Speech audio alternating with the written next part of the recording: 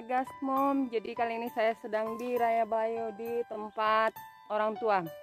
Jadi di sini saya mau merekam pohon apa namanya ini ya, rias. Kecombrang. Karena di belakang rumah banyak kecombrang. Ikuti ya, di sini banyak pohon-pohonnya. Yang di belakang saya ini kecombrang semua ini. Ya, kita ya. Ini dia pohon kecombrang. Ini udah besar-besar dia. Nanti kita nih. Ini bakal bunga. Ini nanti akan menjadi bunga dia. Ini kecombrang ini biasanya diekspor loh ke Malaysia. Ada agennya di sini. Ini dia pohon kecombrang. Kecombrang ini termasuk mudah nanamnya. Tidak harus tanah rata.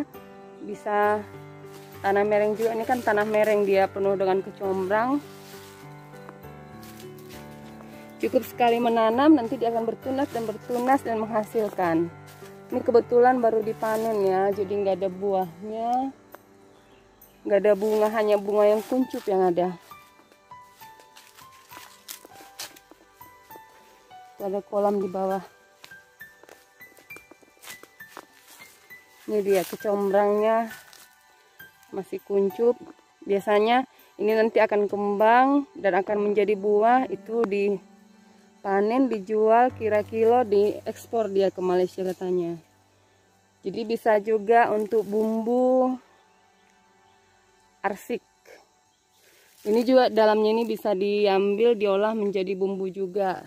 Sambal rias namanya, sambal rias. Ini semua kecombrang kan. Nih, kecombrang semua udah besar-besar dia. Jadi ini yang dipanen biasanya bunganya tadi. Sana ada pisang, ini ada kolam. Sana ada kolam pemancingan. Nanti kita ke sana ya. Ini ada bambu. Ini suasana di kampung orang tua saya. Ini semua ini kecombrang nih.